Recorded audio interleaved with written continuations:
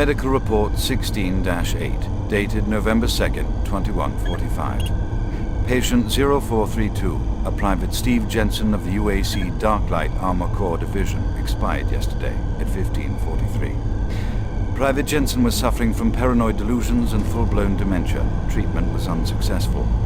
Initial psychiatric interviews suggested only mild psychosis with speech, motor activity, and thought processes within normal range, paranoia being the only psychotic element directly evident.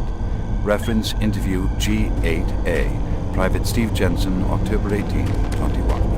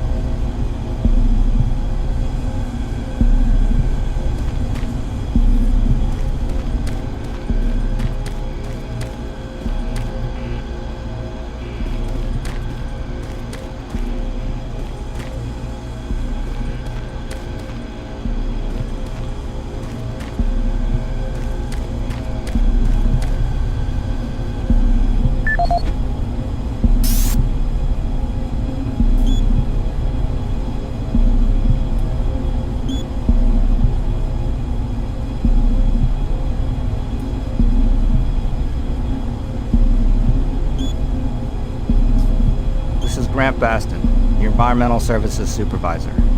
Date is October 19th. I've been hearing an alarming number of reports on some, unexplainable things. Being on another planet and working underground has always been a little spooky, so we always have the occasional report of strange things. But what is worrying me is the fact that the number of these reports are up by a lot. People are truly frightened. The rumors we're hearing about experiments from the Delta Complex are not helping. The power fluctuations aren't helping at all either. Having the lights flicker constantly and losing power for several minutes at a time is scaring everyone down here. I'm doing my best to keep people on track, but we're continually short-handed. Someone's reporting in sick almost every day. I'll keep my director apprised of the situation, and will continue to log reports as I get them.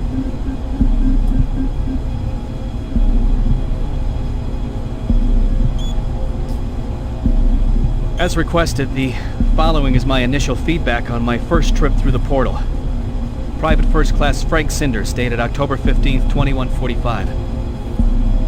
I don't know exactly where to begin.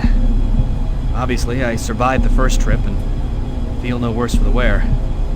I'm not feeling any of the symptoms reported by the others who have gone in before me, but I'm at a point where I'm still trying to process everything. Thankfully, the place looks deserted and devoid of any life, but the flames and heat and stench of the place, it smells of death, decay, and burnt flesh. Tomorrow we're going back in with some of the eggheads, science division, to start securing forward positions, and we expect to start sending out the mapping droids at the same time. I feel I must admit on a personal note that I've got a really bad feeling about this. I don't understand what we're doing there or what we hope to prove.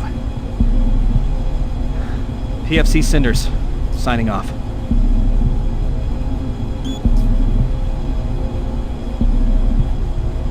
This is the audio log of Medical Supervisor Peter Raleigh, dated November 1st, 2145. Patient 0432, a Private Steve Jensen of the UAC Darklight Armor Corps Division, expired today at 15:43 of a self-inflicted gunshot wound. This is approximately 110 hours after his return from expeditionary missions. Private Jensen was suffering from paranoid delusions and full-blown dementia. Treatment was unsuccessful. He was the last surviving member of his outfit. 4 other squad mates, who also came back with Private Jensen, expired from injuries suffered on that last mission shortly after their return. Before his death, Private Jensen was heard screaming in both English and other languages, something about demon hordes feasting on our souls. The other language was later discovered to be Aramaic. Due to security concerns in the area, I've secured some armaments within my office.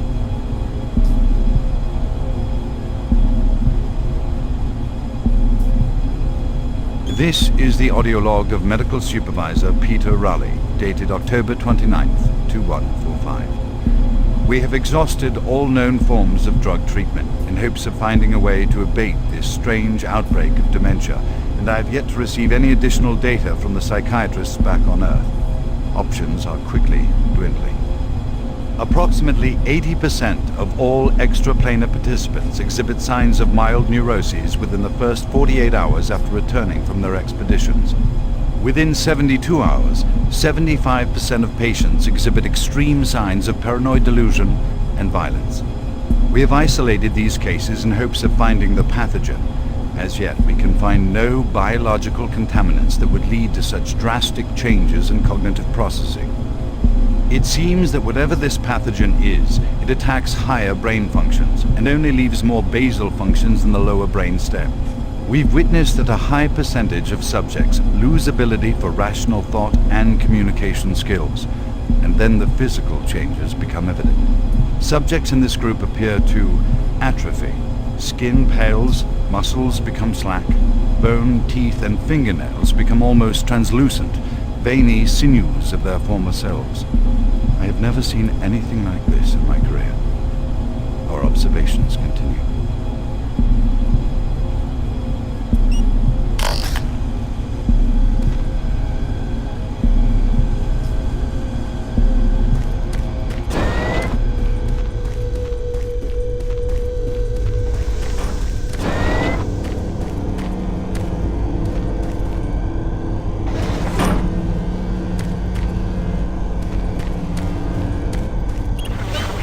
Medical Report 16-8, dated November 2nd, 2145.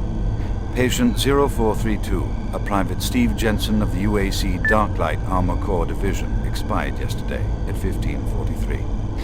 Private Jensen was suffering from paranoid delusions and full-blown dementia. Treatment was unsuccessful. Initial psychiatric interviews suggested only mild psychosis with speech, motor activity, and thought processes within normal range. Paranoia being the only psychotic element directly evident. Reference interview G8A. Private Steve Jensen, October 18, 2145. UAC psychologist Dr. Hooper interviewing Steve Jensen, male, age 27. Steve, can you talk to me about the last few weeks, please? I don't want to talk. Well, I'm here to help you, Steve. I've tried talking. They think I'm crazy. You think I'm crazy. They, your colleagues, aren't doctors. Let me help you. help. Nothing can help us. Prior sessions over a period of 72 hours reveal rapid deterioration of both physical and mental capacity, with behavior inconsistent with any known patterns. The patient was responsive for brief periods and had to be restrained during interviews. Reference Interview H-3-2, Private Steve Jensen, October 21st, 2145. Tell me what you see, Steve. I don't want to see it anymore. I don't want to feel it.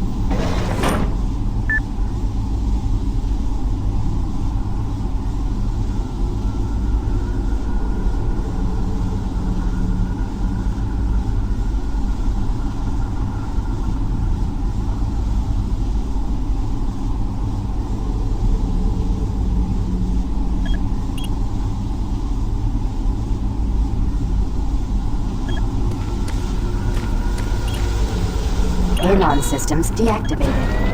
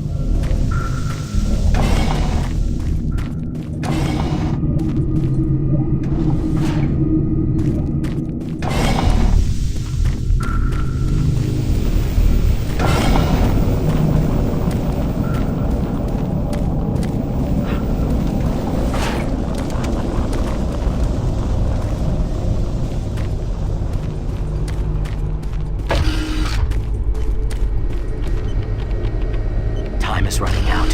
Find the inducer and get back here quickly.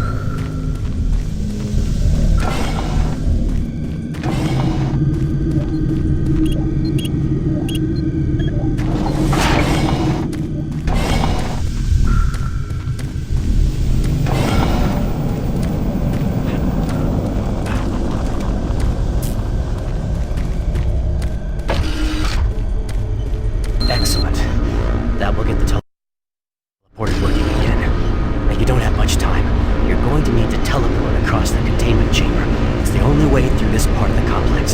Head into the chamber and initiate the sequence on the machine. I'll take care of the rest. I'm not going with you. Good luck, but before you go, I want you to take something. It's a journal I made about the experiments. Those things. It's all there. It'll explain everything. Give it to someone so this never happens again.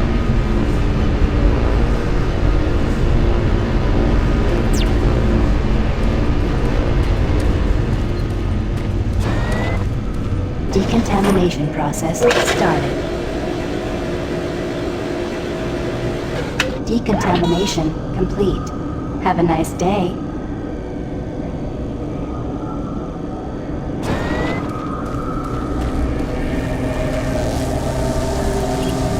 Systems activated. Teleportation will commence in T-minus 3, 2, 1.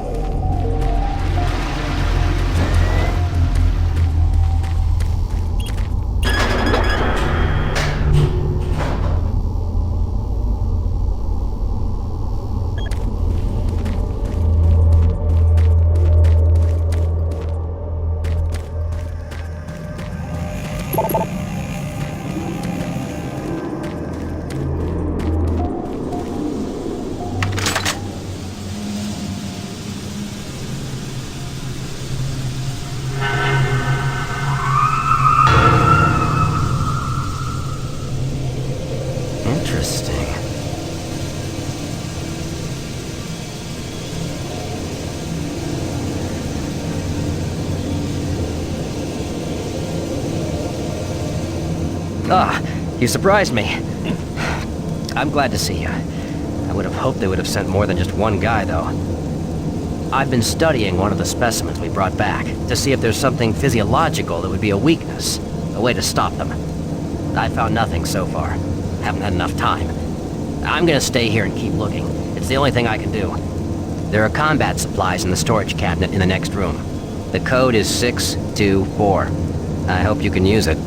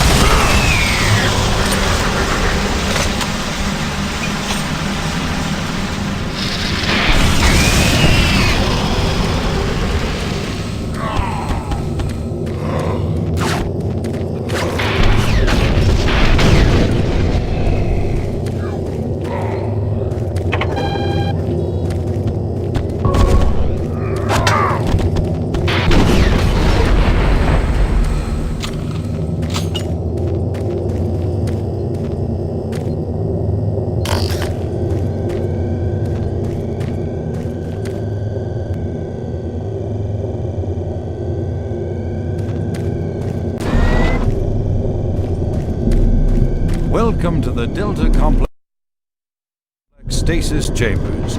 This facility was constructed to house and study the extra-dimensional beings, which were recovered during some of the first teleporter tests originating from Delta Level 3.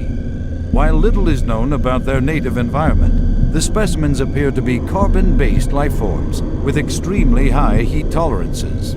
The epidermal tissue is extremely resilient to abrasion or incision, which has complicated internal studies. Observational studies have shown incredible strength and agility, as well as the ability for some specimens to manifest and control cohesive plasma masses.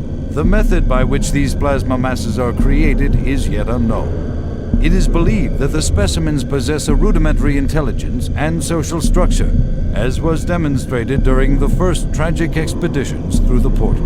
While the cost in human life has been great in acquiring these specimens, we hope to one day complete genomic mapping and begin to answer the many questions we have about these entities.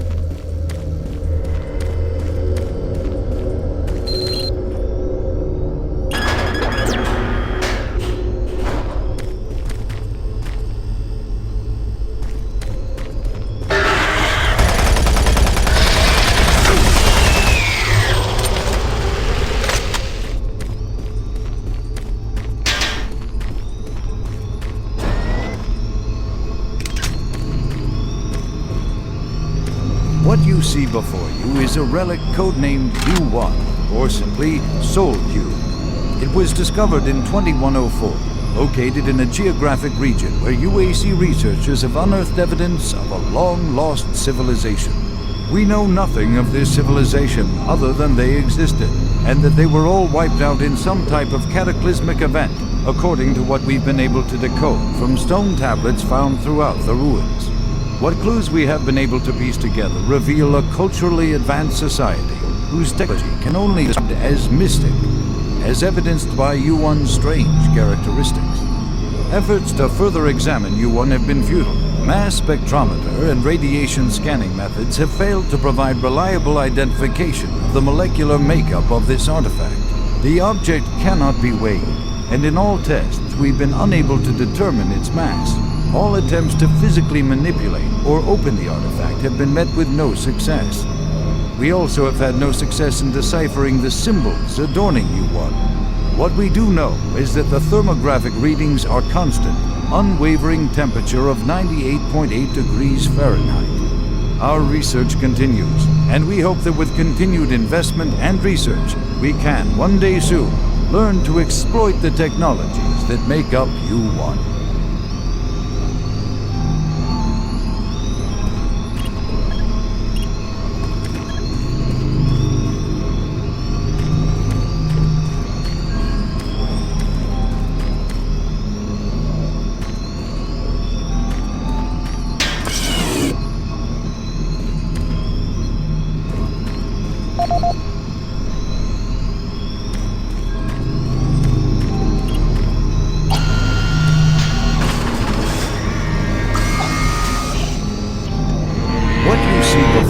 Is a relic codenamed U1, or simply Soul Cube. It was discovered in 2104, located in a geographic region where UAC researchers have unearthed evidence of a long-lost civilization. We know nothing of this civilization other than they existed, and that they were all wiped out in some type of cataclysmic event. I have the Soul Cube in hell, and you will never find it.